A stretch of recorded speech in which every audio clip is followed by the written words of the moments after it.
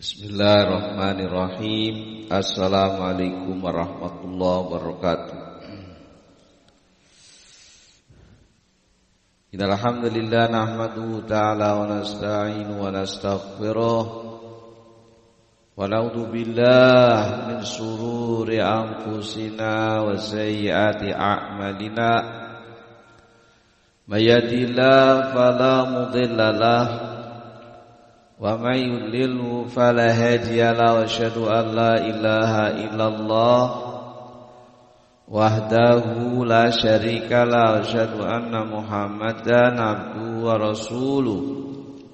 Ya ayyuhalladzina amanu taqullaha haqqa tuqatih wa la tamutunna illa wa antum muslimun. Ya ayyuhan nasu taqu rabbakumul ladzi khalaqakum min nafsin wahidah wa khalaqa minha zawjaha wa basa minhuma rijalan katsiran wa nisaa'a wattaqullaha alladzi tasaaluna bihi wal arham innallaha kana 'alaikum raqiba.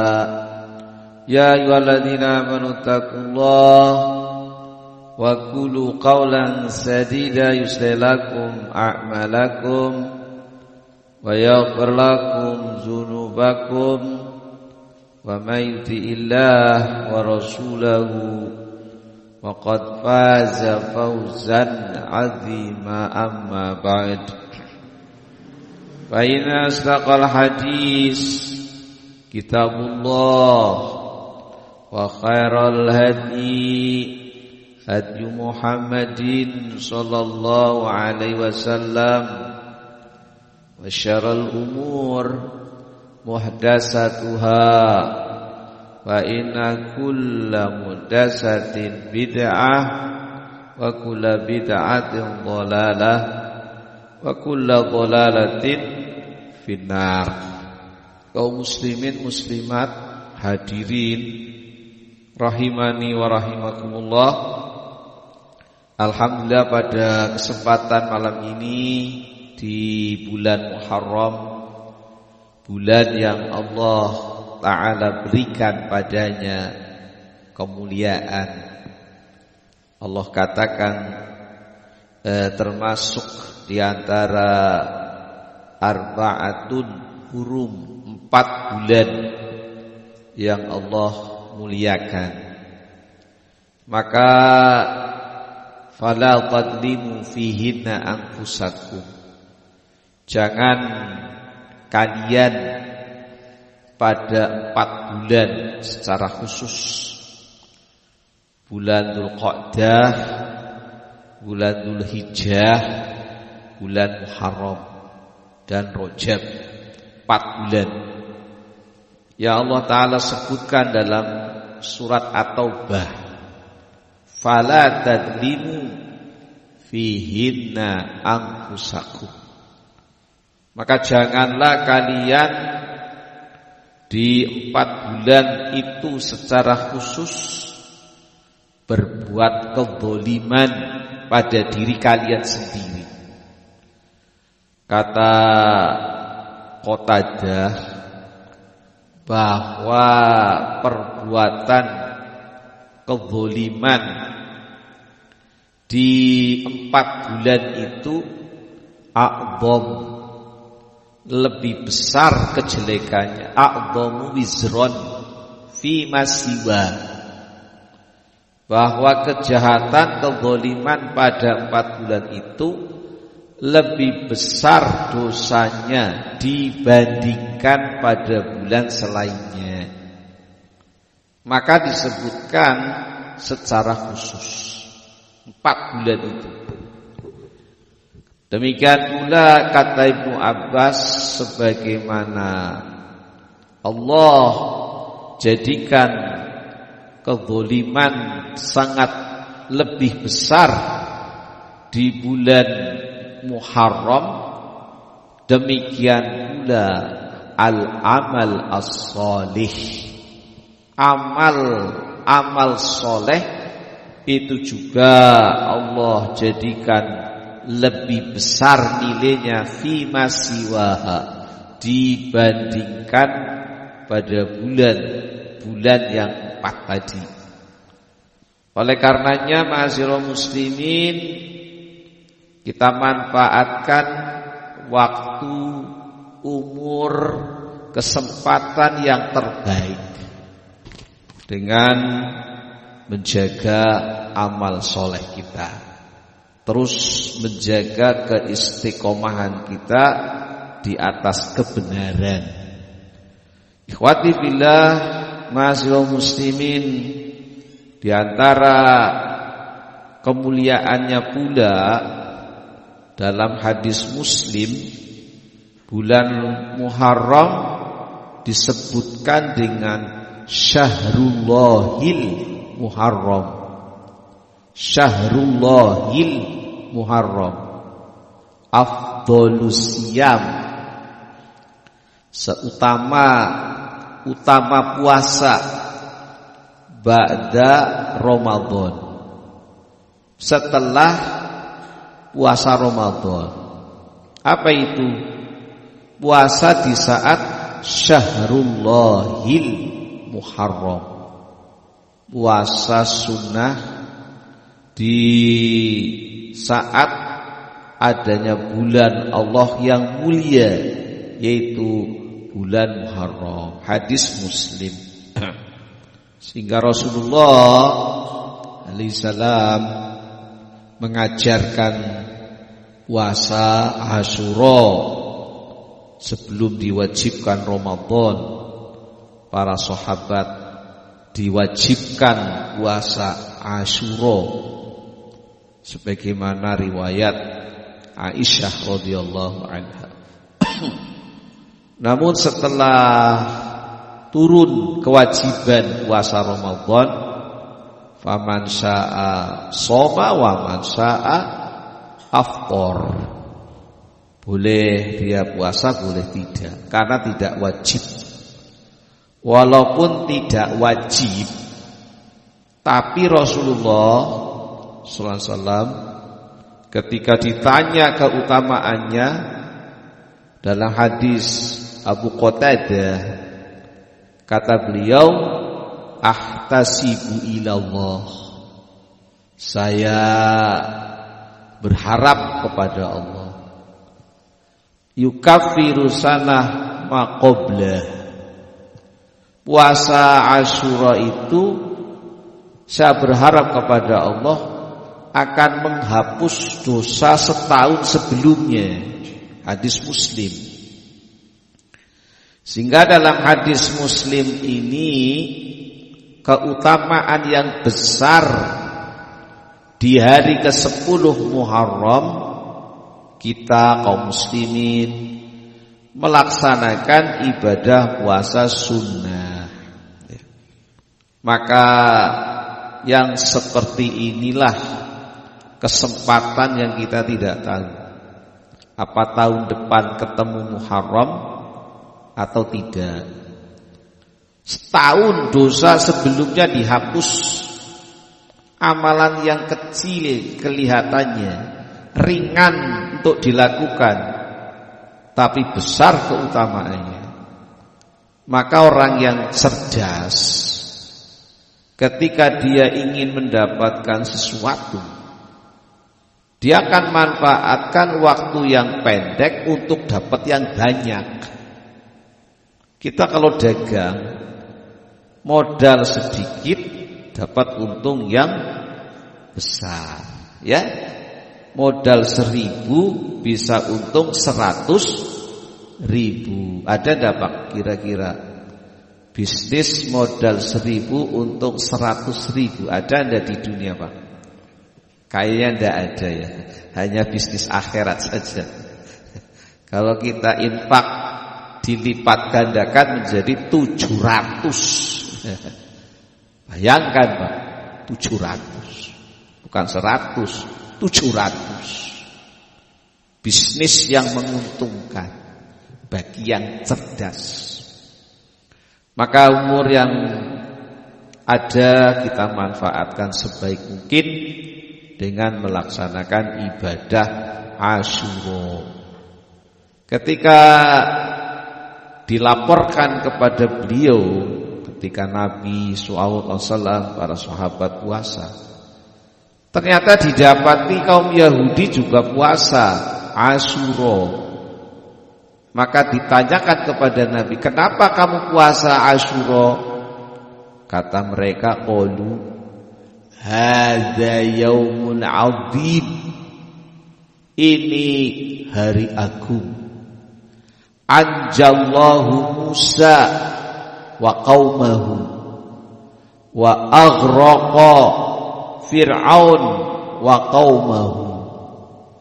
10 Asyura itu hari kemenangannya Nabi Musa dan kaumnya, dan hari ditenggelamkannya Fir'aun dan kaumnya. Fasoma Musa syukron lillah. Kata orang Yahudi, lalu Nabi Musa puasa. Kami pun puasa karena bersyukur kepada Allah Azza wa Jalla. Maka Nabi alaihissalam jawab, nahnu ahaqqu bi Musa wa aula minkum. Kami umat Islam lebih pantas memuliakan kemenangan Nabi Musa daripada kalian itu. Kenapa?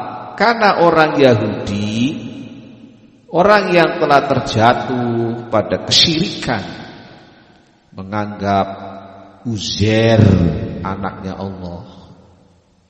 Allah punya anak namanya Uzair. Padahal Uzair nabi, bukan anak Allah. Ini ucapan keyakinan yang syirik kepada Allah. Kalian bukan orang bertauhid. Maka kami, kata Nabi, lebih berhak memuliakan kemenangan kaum Nabi Musa dan kaumnya. Maka Nabi alaihissalam pun berpuasa hari ke-9 agar tidak sama, menyelisihi ibadah puasanya orang Yahudi. Demikianlah dalam hadis Bukhari Muslim meriwayatkan kisah ini dari Ibnu Abbas. Sehingga mari mahasiswa muslimin, kita mulai melihat kalender Hijriah. Sekarang tanggal berapa, Pak? 7 apa 8? 7. Berarti tanggal 9 dinten napa, Pak?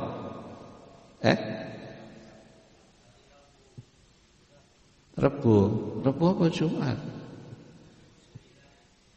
9. Lihat sendirilah.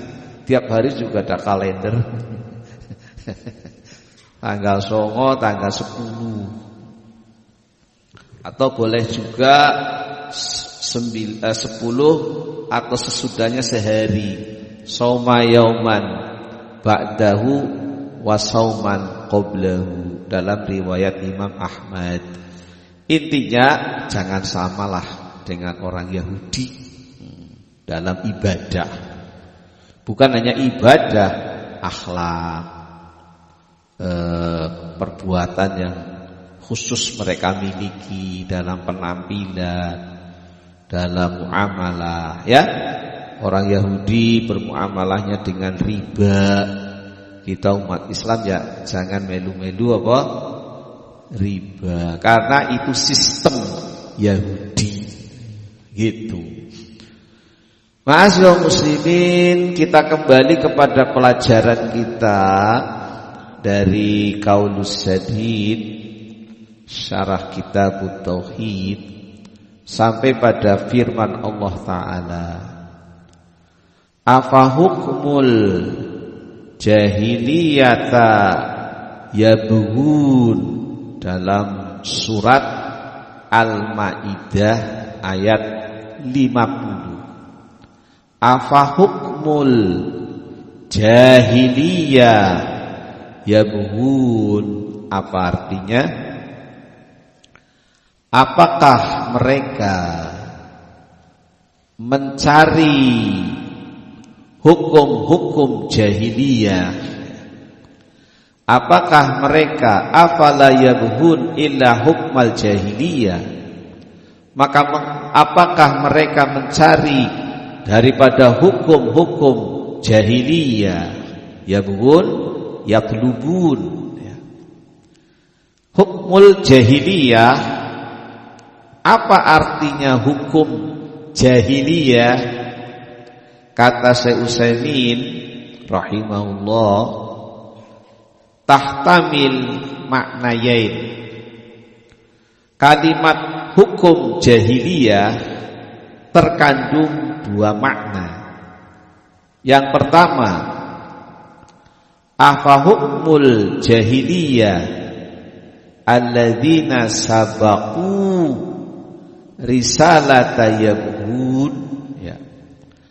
Apakah hukum jahiliyah hukum orang-orang jahiliyah, orang-orang yang mereka dahulu sebelum datangnya Rasul sallallahu alaihi wasallam. Apa hukmul jahiliyati alladzina sabaqu risalata yabghun. Jadi makna yang pertama, apakah mereka ingin mengembalikan umat Islam kepada jalannya orang jahiliyah dulu sebelum datangnya apa? Islam. Apa contohnya? Orang jahiliyah itu mereka mengharamkan sesuatu yang Allah tidak haramkan. Unta kalau sudah 10 kali beranak, namanya ham, itu dilepas untuk berhala mereka. Tidak berani menyembelih, mengendarainya, dilepas. Karena itu untuk berhala. Itu hukum orang-orang jahiliyah sebelum apa? Islam. Apalagi contohnya membunuh anak sendiri. Kalau punya anak perempuan, mereka langsung membunuh. Dalam Al-Quran surat Al-An'am 151, coba bisa dilihat. Wala taqtulu auladakum min imlaq.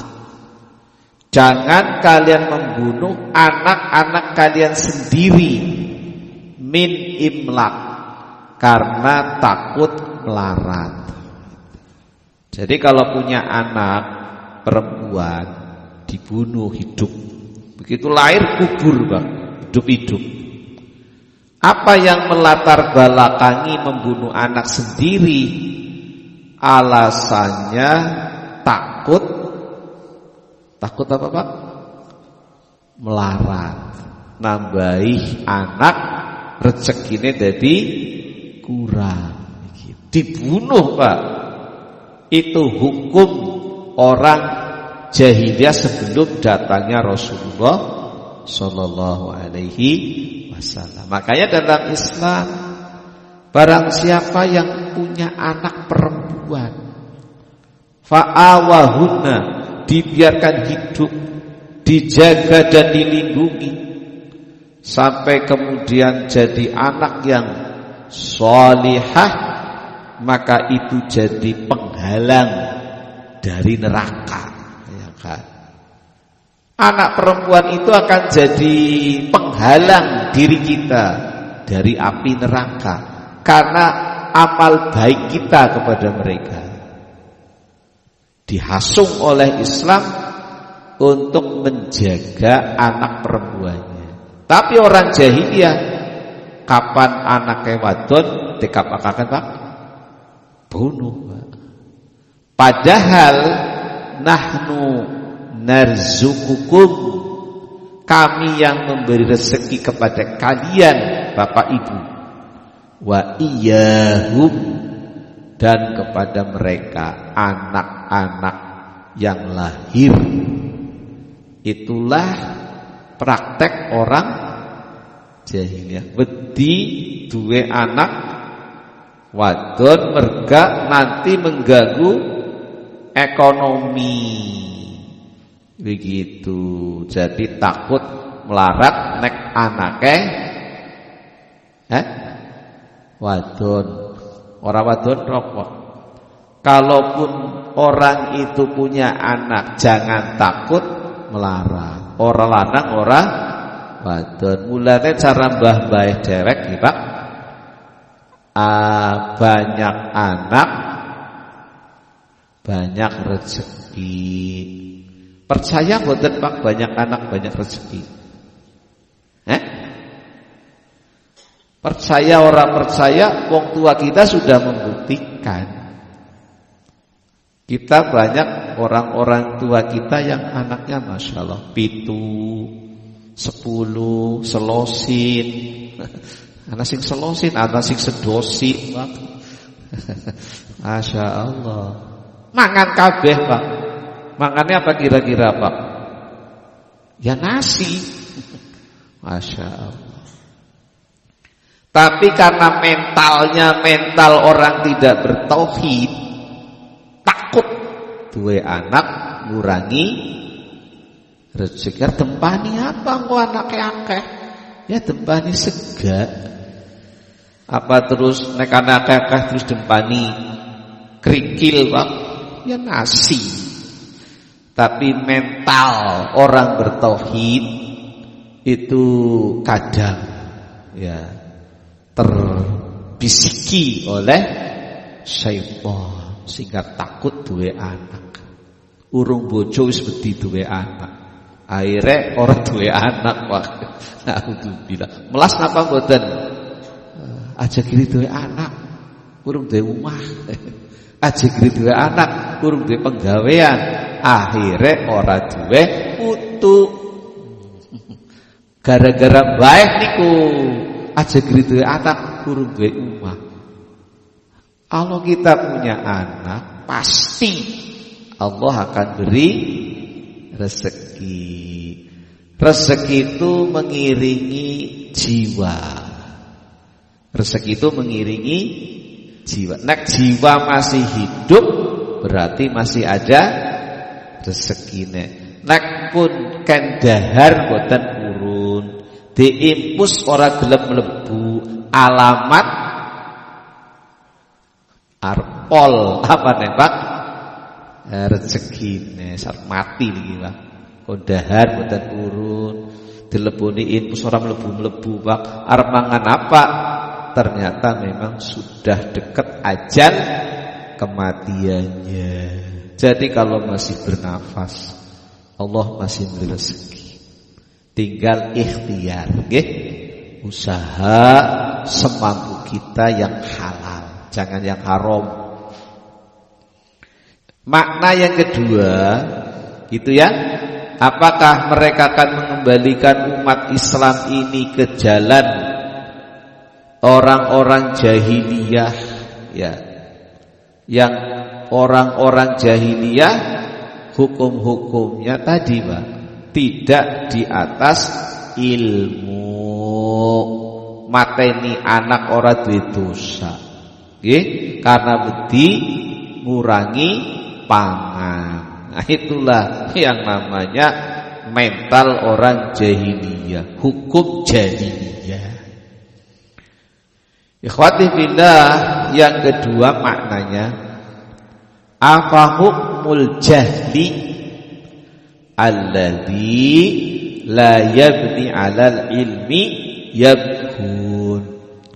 Apakah hukum kebodohan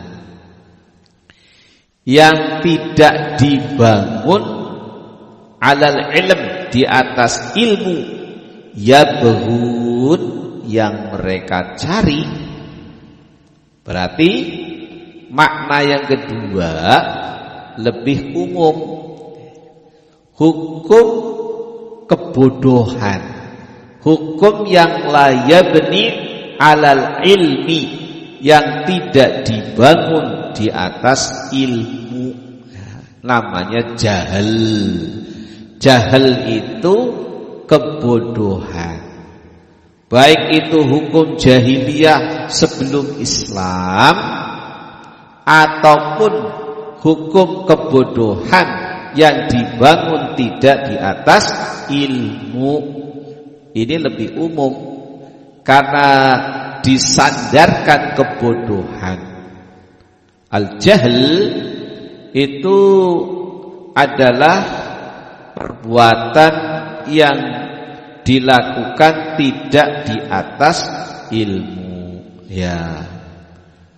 Di dalam surat An-Nisa ayat 17, innama taubatu 'alallah alladzina ya'maluna su'a bijahalatin summa yatubun min qarib. Sesungguhnya orang-orang yang bertobat kepada Allah, lilladzina ya'maluna su' bijahalah, orang yang mereka berbuat kejelekan bijahalah, karena kebodohan. Jadi kebodohan adalah al-amal bil khata', safahan la jahla. Dia itu melakukan perbuatan jelek karena safahah, kebodohannya, bukan karena kekeliruannya. Adapun orang yang berbuat jelek dengan kebodohan, Allah Maha tahu keadaan orang tersebut, ya. Oleh karena itu kesalahan bukan karena kebodohan, berbuat salah itu namanya jahalah. Sehingga Allah Ta'ala menyebutkan dalam ayat ini, apakah hukum kebodohan yang mereka cari, segala hukum yang dibangun tidak di atas ilmu, itu namanya hukum jahiliyah. Selanjutnya setelah dibawakan surat Al-Maidah ayat 50, ya, maka kita akan masuk pada hadis. Wa an Abdullah bin Umar, dari Abdullah ibni Umar radhiyallahu anhu, anna Rasul, bahwasanya Rasul sallallahu alaihi wasallam qala, bersabda, la yu'minu ahadukum hatta yakuna hawahu taba'an lima jitu bihi. Dari Abdullah bin Umar, semoga Allah meridhoinya, tidaklah beriman dengan iman yang sempurna, tidak beriman imanan kamilan, iman yang sempurna, salah satu dari kalian. Kapan orang dikatakan tidak iman yang sempurna? Hatta yakuna hawa, sehingga hawa nafsunya tabaan, mengikuti lima jitu bihi, apa yang saya bawa dengannya. Hadis ini saya ulangi, tidaklah sempurna iman kecuali bagi orang yang keinginan dirinya mengikuti apa yang dibawa oleh Nabi sallallahu alaihi wasallam. Begitu. Kalau tidak ada kebencian Nabi.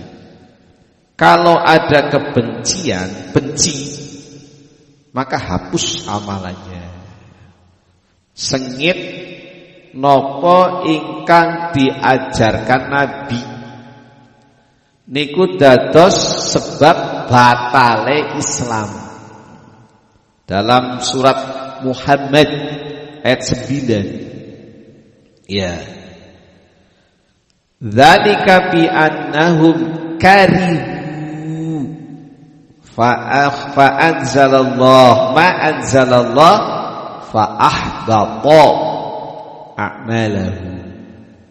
Yang seperti itu, yakni orang-orang yang mengkafiri Nabi, karena mereka membenci ma anzalallah, apa yang Allah turunkan.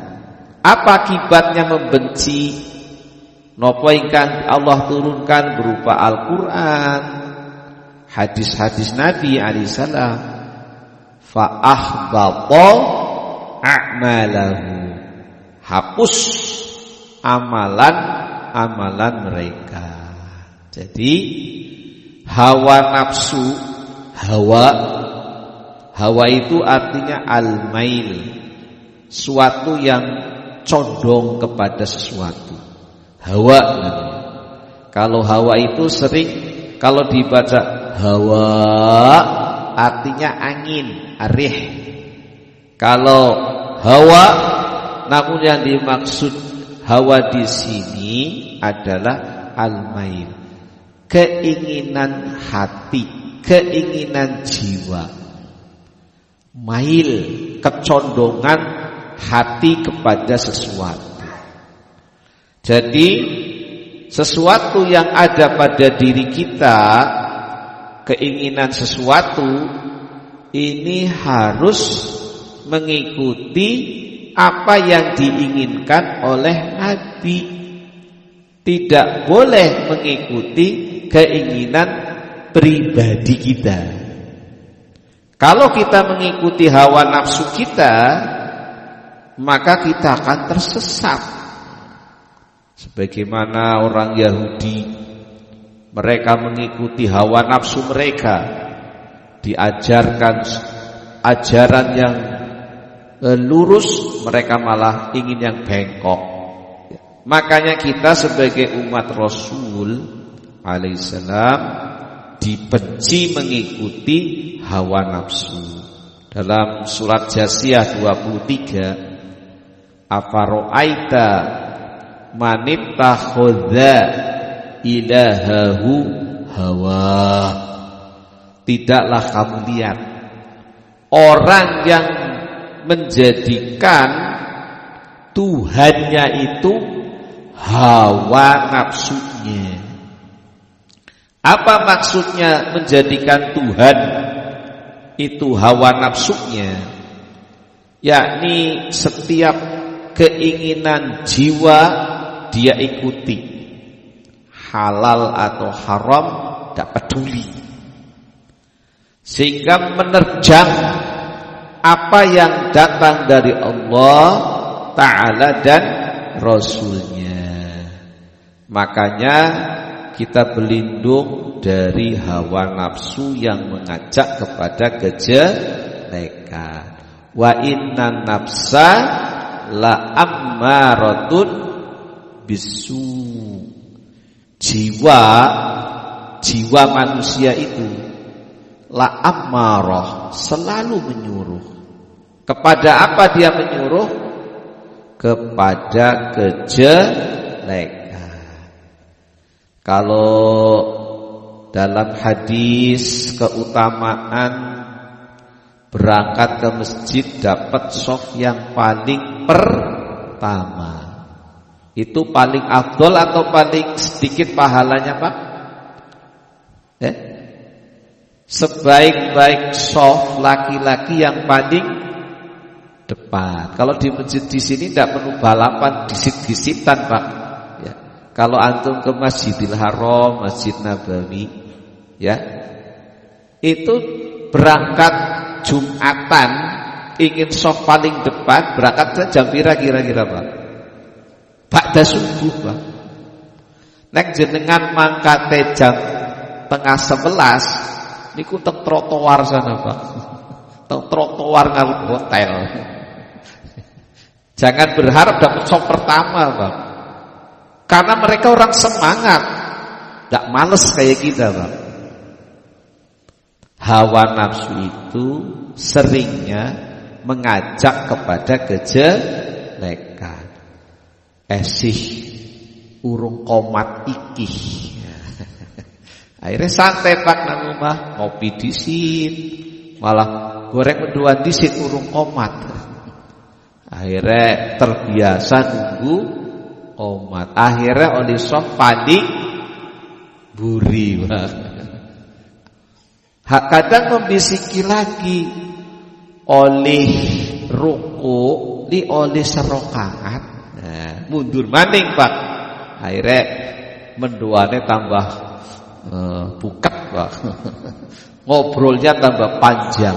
Oleh ruku li oleh rokaat, akhirnya masuk masjid sok paling buri pas ruku. Dibisiki lagi Pak. Apa namanya? Oleh serokaat, toli oleh sholat jamaah. Akhirnya apa? Itu jadi kebiasaan jeleknya. Itu semua hawa nafsu. Senengnya si kados niku.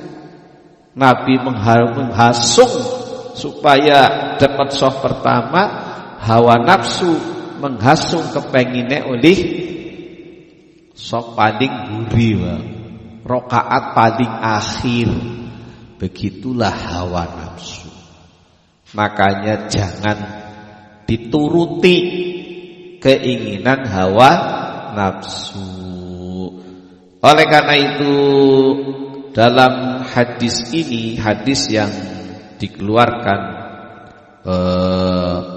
oleh Imam rawainahu fi kitabil hujjah bi isnadin sahih, dikeluarkan oleh dalam Arba'un Nawawiyah hadis 41, dan Imam Nawawi mengatakan hadisun sahih wa ghairu sahahu Nawawi wa ghairu, namun dha'afahu jama'atun min ahlil ilm, dilemahkan oleh sekelompok para ulama, di antaranya Ibnu Rajab dalam Jami'ul Ulum wal Hikam. Namun kata Syekh Utsaimin, maknahu sahih, maknanya itu benar ya. Maknanya itu apa? Benar.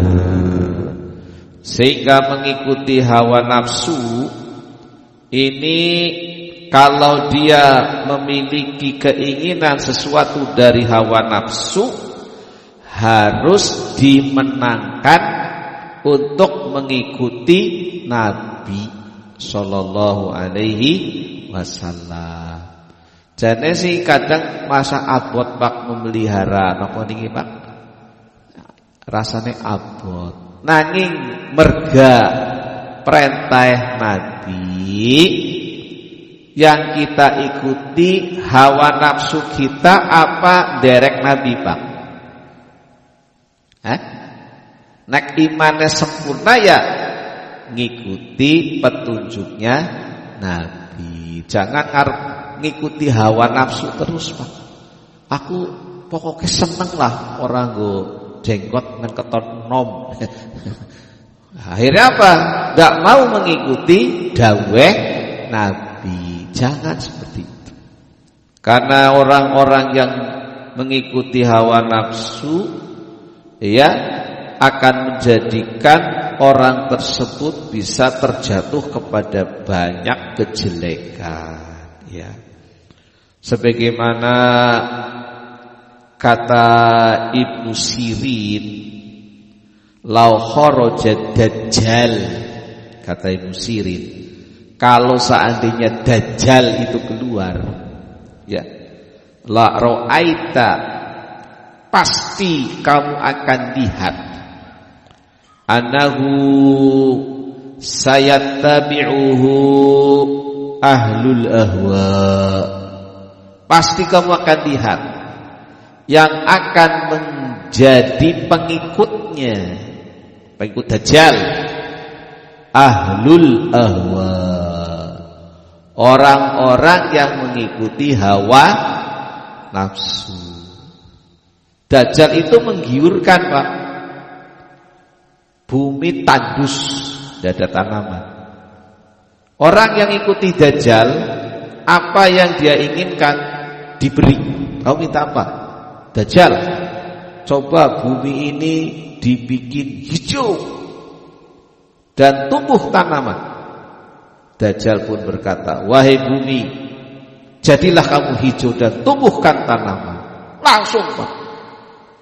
Kinten-kinten tergiur boten jenengan, ekonomi lagi sulit. Ini ada orang menawarkan menjanjikan ekonomi yang menjanjikan. Kira-kira tergiur apa tidak? Itu Dajjal, hati-hati. Orang yang ngerti sunnah kan diajari berdoa. Wa'udzubika min adzabil qabri wa min fitnatil masihid Dajjal. Nabi mengajarkan kita untuk menjauh dari Dajjal. Kok malah sampean merek-merek kalau si Dajjal? Karena sampean mengikuti hawa nafsu. Gitu, Pak. Kata Ibnu Sirin seperti itu. Bahayanya mengedepankan hawa nafsu daripada petunjuknya Rasulullah sallallahu alaihi wasallam. Kata Asy-Sya'bi, ini bahayanya hawa nafsu, Pak. Kata Asy-Sya'bi, innama sumiyatil ahwa li'annaha tahwi bi sahibihi ilan nar. Dinamakan al-ahwa dikarenakan menjatuhkan pengikutnya ke dalam neraka. Orang terjatuh masuk neraka itu karena mengedepankan hawa nafsunya. Dan itu bahaya. Ada seorang di depan Nabi sedang makan. Makannya pakai tangan kiri. Ya. Nabi menegur, kul biyamini, makan pakai tangan kanan. Ya. Makan pakai tangan kanan, dawuh Nabi.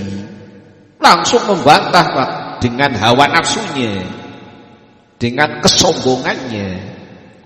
La astati'u ya Rasulullah, saya tidak mampu makan pakai tangan kanan. Kata Abu Hurairah, orang ini menolak nasihat Nabi alaihissalam karena sombong. Sombong itu ngikuti hawa nafsunya, ego namanya. Kanan kiri sama makan, pikiran dia. Padahal sunnah yang Allah ajarkan kepada nabinya kanan. Maka Nabi pun mengatakan lastato'da, kalau begitu Anda tidak akan mampu makan pakai tangan kanan.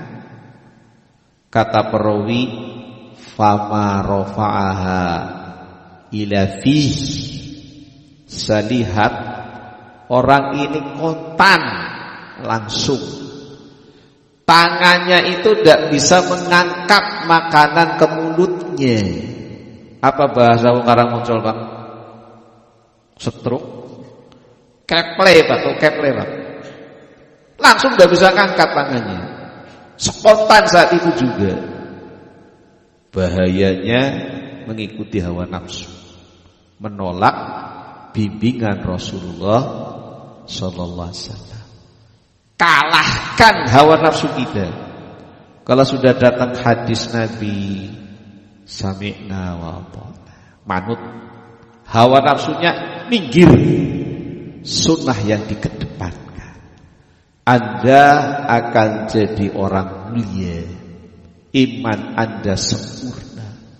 Tapi kalau mengikuti hawa nafsu terus, itu tadi bisa menjadi orang yang celaka.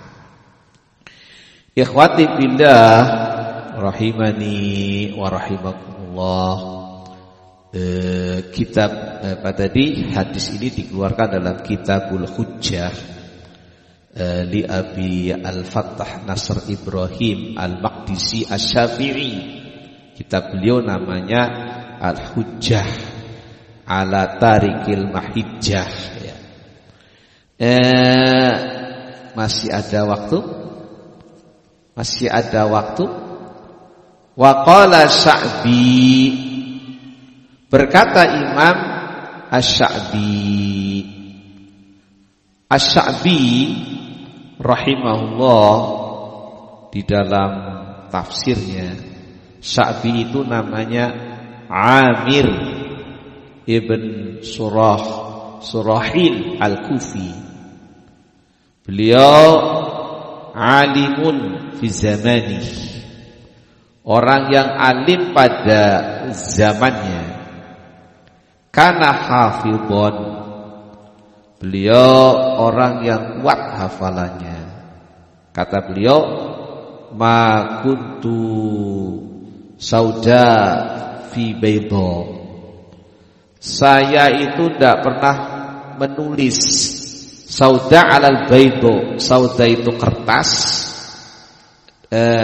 tinta yang hitam. Baydo itu kertas yang putih. Saya belajar tidak memiliki tinta dan kertas. Maksudnya apa Pak? Apal. Makuntu sauda fil baydo. Jadi kalau beliau ngaji kepada ulama dengan modal ini Pak, telinga dipasang. Apal tapi wonten Pak seteng mriki jamaah sing ora nggawa pulpen kertas bar ngaji apal tak kasih hadiah Pak. Hadis yang tadi saya baca sajalah, hafalkan Pak. Enak sing ngantol. Tidak pernah saya punya catatan ilmu, tapi apal. Itu Asy-Sya'bi rahimahullah. Kekuatan hafalannya luar biasa. Ya. Kalau kita catatan ya orang anak, hafalan ya orang anak. Tapi ya mbok ana sing nyanten nang ati nggih Pak. Nyatane ngajine wong tua nggih. Ngajine wong tua ya sing penting masuk hati dan berubah. Kan ngaten nggih Pak? Iya. Angger sing nom-nom sih seharusnya ya esi aos mripate nggih nulis, nyatet di rumah, diulang kembali. Nanti kalau sudah tambah ilmu disampaikan kepada umat manusia. Masya Allah, barokah ilmunya. Sehingga itu Imam Asy-Sya'bi orang yang alim pada zamannya, hafidhan. Beliau mengatakan ma kuntu sauda fi bayda. Kayak Imam Darqutni, beliau menghafal hadis dengan modal mendengar. Sekali mendengar langsung apal. Seperti Imam Syafi'i rahimahullah, 7 tahun selesai 30 juz. 12 tahun Muwatta rampung. Muwatta niku kitabe Imam Malik Pak. Apal. Alhamdulillah jenengan nggih apal nggih. Al-Qur'an salah satu juz apal Pak. Tulisannya. Quran 30 juz dibaca. Salah sunah juz kan apal 30 juz baca. Kitab Muwatta sebelum Imam Bukhari nulis Sahih Bukhari, Imam Malik sudah menulis apa? Muwatta, insyaallah. Dihafal oleh Imam Syafi'i umur 12 tahun. Jenengan arba'in 40 hadis berapa lapal nggih, Pak? Padahal 40 tahun. Coba ke setahun siji, Pak. Kan 40 tahun 40 hadis. Begitulah para imam kita yang Allah berikan kepada mereka kelebihan iman dan kekuatan hafalan. Ma'asyiral muslimin rahimani wa rahimakumullah, kata Asy-Sya'bi, isa jam pinten, Pak? Oh, sampun nggih. Nah, kita cukupkan sampai ucapan qala Asy-Sya'bi rahimahullah, subhanaka wa bihamdik, asyhadu an la ilaha illa anta astaghfiruka wa atubu ilaika. Wassalamualaikum warahmatullahi wabarakatuh.